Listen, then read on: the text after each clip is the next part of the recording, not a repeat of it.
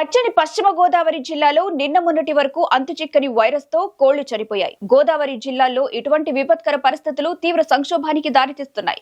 ఇటు పౌల్ట్రీ రైతులు అలాగే మాంసం అమ్మకందారుల్ని బర్డ్ ఫ్లూ భయాలు వెంటాడుతున్నాయి. ఉమ్మడి పశ్చిమ గోదావరి జిల్లా ఉంగుటూరు నియోజకవర్గంలోని మణికంఠ పౌల్ట్రీలో డిసెంబర్ 13వ తారీఖున మొదటి విడతగా 10,000 కోళ్లు చనిపోయాయి. దీంతో పౌల్ట్రీ రైతు అధికారులను ఆశ్రయించారు. అలా డిసెంబర్ 13వ తారీఖు నుంచి రోజుకి 5 నుంచి 10,000 కోళ్లు చనిపోతుండటంతో ఉమ్మడి పశ్చిమ గోదావరి జిల్లా ఉంగుటూరు నియోజకవర్గం, తణుకు నియోజకవర్గం, నిడదవోలు నియోజకవర్గంలోని పలు కోళ్ల ఫామ్లో సుమారు 50 లక్షలకు పైగా కోళ్లు వైరస్ బారిన పడి చనిపోయాయి. ఈ నేపథ్యంలో అక్కడ పరిస్థితి ఎలా ఉందో మా కరెస్పాండెంట్ చైతన్య గ్రౌండ్ రిపోర్ట్ ద్వారా అందిస్తారు.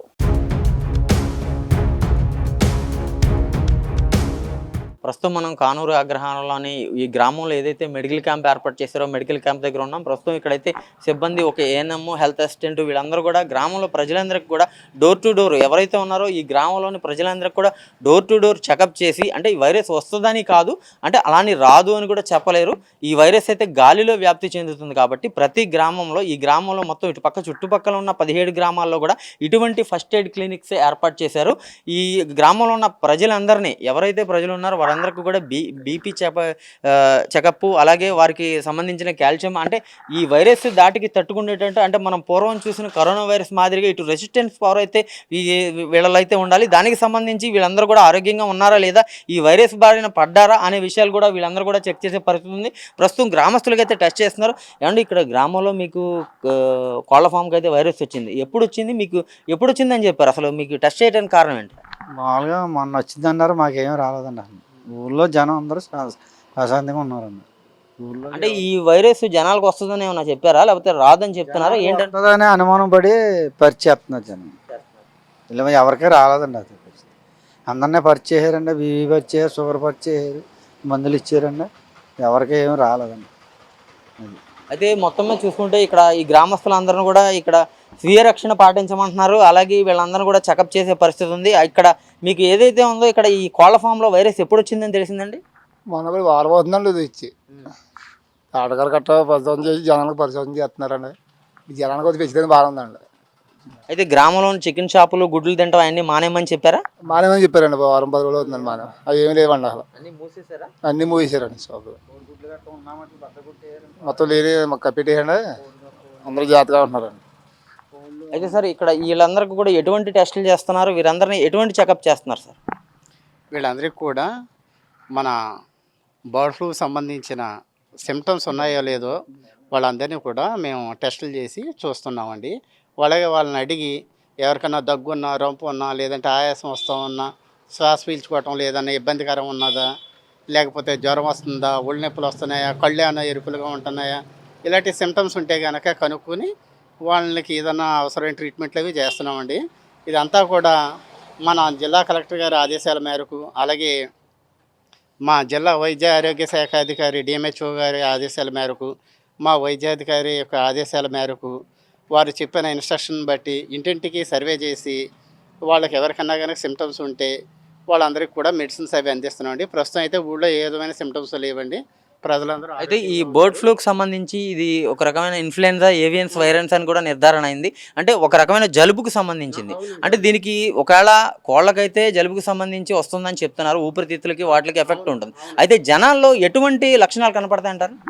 జనాల్లో కూడా సేమ్ మన కోళ్ళ ఏ రకమైన లక్షణాలు ఉన్నాయో అదే రకమైన లక్షణాలు. ఎలా అంటే ముక్కంట వాటర్ లాగా కోల్డ్ రన్నింగ్ నోస్ ఉంటుందండి, ఆయాసం అది ఉంటుందండి, కొంచెం శ్వాస పీల్చుకోవడంలో ఇబ్బందులు ఉంటాయి, కళ్ళు ఎరపట్టాలు గట్టా ఉంటాయండి. ఇలాంటి సిమ్టమ్స్ ఏమి కూడా మన ప్రజల్లో ఎవరికి లేవు. అలాగే కొంతమందిలో అయితే విరోచనాలు కూడా ఉంటాయి. దానికి సంబంధించిన ఏ సిమ్టమ్ కూడా ప్రజలకు ఎక్కడా లేవు. ప్రజలు ఏ విధంగానూ ఆరోగ్యంగా ఇబ్బంది పడకూడదని చెప్పేసి పై అధికారులు చూసిన మేరకు మేము ఇంటింటికి వెళ్ళి సర్వే చేస్తున్నామండి. మనకి ఈ ఊర్లో 712 హౌసెస్ ఉన్నాయండి, 954 కుటుంబాలు ఉన్నాయండి. అదేవిధంగా 2713 మంది పాపులేషన్ ఉన్నారండి. అందరినీ కూడా మేము టీముల వైజ్ చేసి మా డాక్టర్ గారి ఇన్స్ట్రక్షన్ ప్రకారం ఇంటింటికి వెళ్ళి సర్వే చేసామండి. అందరూ బాగానే ఉన్నారు. ఏదో చిన్న చితక అక్కడక్కడ దగ్గు రొంప ఉంటే కొంచెం ట్యాబ్లెట్స్ అయ్యి అవసరమైతే కనుక డాక్టర్ గారు సూచన మేరకు అందరికీ టాబ్లెట్స్ అవి ఇచ్చేయండి, అంతా బాగున్నారండి. అయితే ప్రస్తుతం ఈ కోళ్ళకైతే ఈ గాలి అయితే ఏదో ఉందో గాలి స్ప్రెడ్ అవ్వడం ద్వారా వాళ్ళకైతే స్ప్రెడ్ అవుద్ది. అలాగే ట్రాన్స్పోర్టేషన్లో వేరే వైరస్ ఉన్న కోళ్ళని తీసుకెళ్ళి వాటిని కడగకుండా ఫిమికేషన్ చేయకుండా శానిటైజ్ చేయకుండా ఈ ఆరోగ్యంగా ఉన్న కోళ్ళని వేస్తే వాటికైతే వైరస్ వ్యాప్తుంది. అయితే ఆ కోళ్ళల్లో ఉన్న వైరస్ వ్యాప్తి మనుషులకి ఎలా వస్తుందంటారు? అంటే వీళ్ళు సరిగా తెలియక అవగాహన లేక ఏమన్నా కోళ్ళ మాంసం అట్లాంటిది ఏదైనా తింటా ఉన్నా, లేదంటే కోళ్ళని కమ్యూనికేషన్ సరైన పద్ధతిలో చేయకోకుండా బయట వదిలేస్తే అవి ఏమైనా కుక్కలు అవి లాక్కొచ్చి ఇట్లాంటివి ఉంటాయని చెప్పేసి కమ్యూనికేషన్స్ కూడా అన్నీ కూడా మన వెటనరీ డిపార్ట్మెంట్ వారు అందరూ దగ్గర ఉండి నిన్న కమ్యూనికేషన్ అది పాటించవలసిన పద్ధతిలో పాటించి ఎక్కడ కూడా బర్డ్స్ని బయటకు లాక్కోకుండా ఇచ్చేసారండి.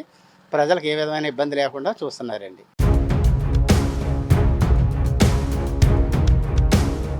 అందరికీ నమస్కారం.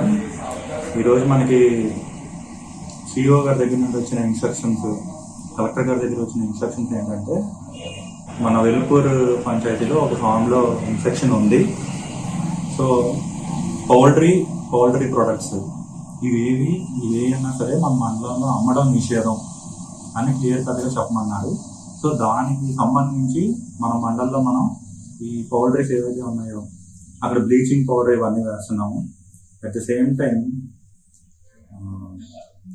ఈ ఇన్ఫెక్షన్ ఎక్కడైతే వచ్చిందో అక్కడ 1 కిలోమీటర్ని ఇన్ఫెక్టెడ్ జోన్ కింద, 0 to 10 కిలోమీటర్స్ సర్వేలెన్స్ జోన్ కింద డిక్లేర్ చేయడం జరిగింది.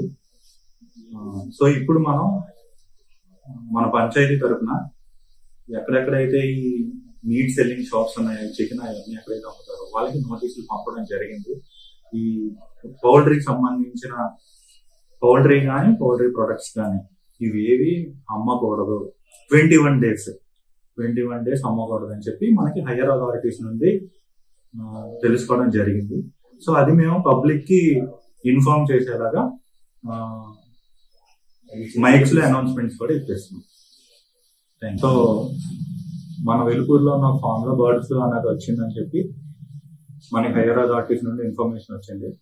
సో ఇలా బర్డ్ ఫ్లూ అని వచ్చింది కాబట్టి మనం ముందు జాగ్రత్తలు తీసుకోవాలి. కాబట్టి 0 to 1 కిలోమీటర్ ఇన్ఫెక్టెడ్ జోన్ కింద, అలాగే 0 to 10 కిలోమీటర్స్ అన్నది సర్వేలెన్స్ జోన్ కింద డిక్లేర్ చేసి సో కంటిన్యూస్ గా మానిటర్ చేయాలని మేము పంచాయతీలో ఉన్న అన్ని పౌల్ట్రీ అమ్మే షాప్స్ కి నోటీసెస్ కూడా పంపించడం జరిగింది.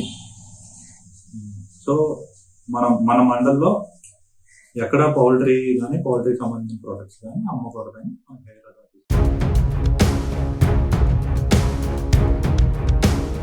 తూర్పుగోదావరి జిల్లా ఉండ్రావరం మండలం చివటం గ్రామం అండి. మేము గత కొద్ది కాలంగా చికెన్ దుకాణాల్లో పెట్టుకుని బతుకుతున్నాం. అప్పటి వరకు మాకు దుకాణాలకు వ్యాపారం కూడా లేదు.